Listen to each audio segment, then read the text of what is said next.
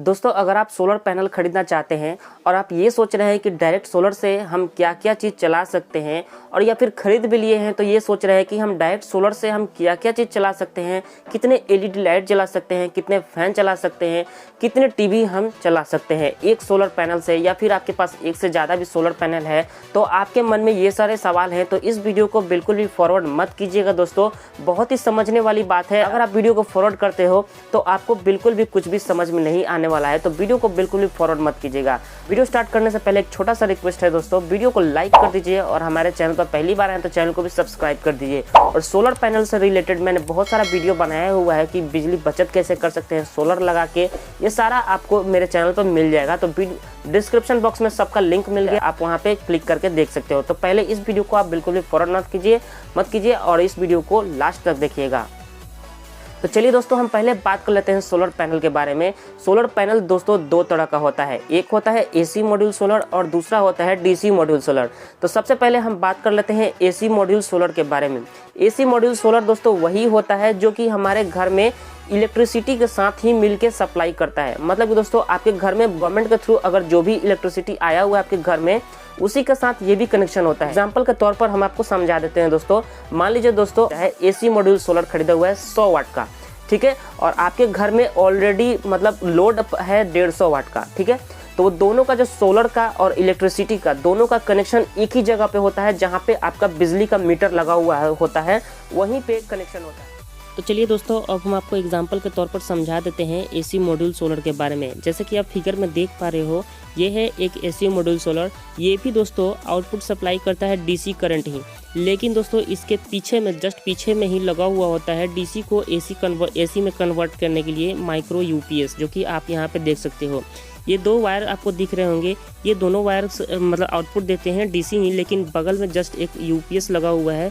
ये यूपीएस तुरंत AC DC को लेके एसी सप्लाई दे देते हैं घर में, जो कि हमारे घर में आगे मीटर के पास इसका कनेक्शन किया जाता है। तो चलिए हम ड्राइंग के थ्रू आपको समझा देते हैं कि किस तरह से इसका कनेक्शन होता है और इसका लगाने का बेनिफिट क्या होता है।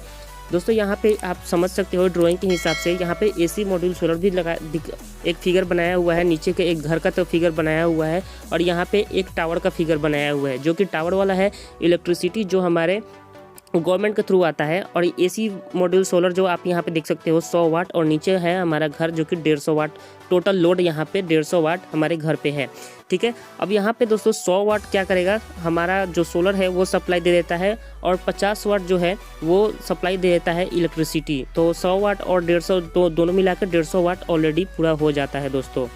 इसके बाद दोस्तों अगर आप लोड कम करना चाहते हो, मान लीजिए 100 वाट ही अगर आप यूज़ करना चाहते हो, मान लीजिए कोई बल्ब या फिर फैन आपने ऑफ कर दिया, तो 100 वाट का 100 वाट पूरा सोलर से ही लेगा। मतलब कम करने के लिए ये जो इलेक्ट्रिसिटी जो गवर्नमेंट के थ्रू आया हुआ है, ये इलेक्ट्रिसिटी बंद कर देगा, 50 वाट इसको माइनस कर देगा, सिर्फ इसी को माइनस कर देगा, बल्कि पूरा का पूरा 100 वाट सोलर को ही यूज़ करेगा ये। दोस्तों अब हम आपको बता देते हैं डीसी मॉड्यूल सोलर के बारे में। ये दोस्तों डीसी मॉड्यूल सोलर मैंने परचेस किया हुआ है 105 वाट का। आप यहाँ पे देख सकते हो, ये मेरे पास DC module solar Luminous company का है। इसको मैं यूज़ कर रहा हूँ करीब 10-15 दिन से, और इसका बैकअप जो है बहुत ही अच्छा है। ये डीसी मॉड्यूल सोलर सिर्फ बैटरी को चार्ज करने के लिए ही इस्तेमाल किया जाता है दोस्तों। अगर डीसी मॉड्यूल सोलर से अगर हम डायरेक्ट किसी टीवी को चलाते हैं, मतलब डीसी तो एसी टीवी को तो नहीं चला सकते हैं, लेकिन बहुत सारा डीसी फैन आता है, डीसी एलईडी बल्ब आता है, अगर हम उसको डायरेक्ट जलाते हैं तो वो ख़राब हो सकता है। वो इसलिए ख़राब हो सकता है दोस्तों क्योंकि मान लीजिए कोई भी डीसी प्रोडक्ट होता है वो 12 वोल्ट का ही होता है, और ये सोलर का आउटपुट यहाँ पे देख सकते हो, इसका आउटपुट यहाँ पे दिया गया है 20 से 22 वोल्ट, ठीक है। इसका आउटपुट 20 से 22 वोल्ट दिया गया है, तो इसीलिए हम इसका इस्तेमाल डायरेक्ट नहीं कर सकते हैं। डायरेक्ट अगर हम इसका इस्तेमाल करते हैं तो ये सोलर तो ठीक रहेगा, लेकिन जो प्रोडक्ट हम यूज़ करेंगे वो ख़राब हो जाएगा, ठीक है फ्रेंड्स। तो डीसी मॉड्यूल सोलर को हम सिर्फ बैटरी को चार्ज करने के लिए ही इस्तेमाल करते हैं। तो चलिए अब हम आपको दिखाते हैं कि इसको मैंने कनेक्ट किस तरह से किया हुआ अपने बैटरी में। आप यहाँ पे देख सकते हो मेरे पास 150 एम्पियर का यहाँ पे एक बैटरी लगा हुआ है, जो कि वही सोलर का वायर आया हुआ है, निगेटिव वाला निगेटिव में, पॉजिटिव वाला पॉजिटिव में, जो कि ये सोलर अभी 10 बजे के करीब में 3.5 एम्पियर से चार्ज कर रहा है। इसको हम पहले बैटरी को चार्ज करेगा और ये दोस्तों बैटरी को चार्ज होते टाइम में ही अगर हम चाहें तो यूपीएस लगा के पूरा घर में ही आउटपुट सप्लाई दे सकते हैं, करंट सप्लाई कर सकते हैं। मैं इसी चीज़ का इस्तेमाल करता हूं दोस्तों। यहाँ पे देख सकते हो बैटरी चार्ज भी हो रहा है और ये यूपीएस के थ्रू पूरे घर में लाइट जल रहा है, फैन भी चल रहा है। ठीक है फ्रेंड्स, तो बहुत ही सिंपल सा तरीका है, आप कोई भी सोलर ले सकते हो। लेकिन दोस्तों मेरा तो यही मानना है कि दोस्तों आप डीसी मॉड्यूल सोलर लेते हो तो ज़्यादा बेहतर रहेगा। तो मैंने मेन सप्लाई जो है घर का वो ऑफ़ कर दिया है और इसी से डीसी सप्लाई से, डीसी मॉड्यूल सोलर से मैं अपने घर में जो बैटरी है उसको चार्ज कर रहा हूँ और यूपीएस के थ्रू पूरे घर में हम सप्लाई दे दिए हैं। सो फ्रेंड्स, यही डिफरेंट होता है एसी मॉड्यूल सोलर और डीसी मॉड्यूल सोलर में।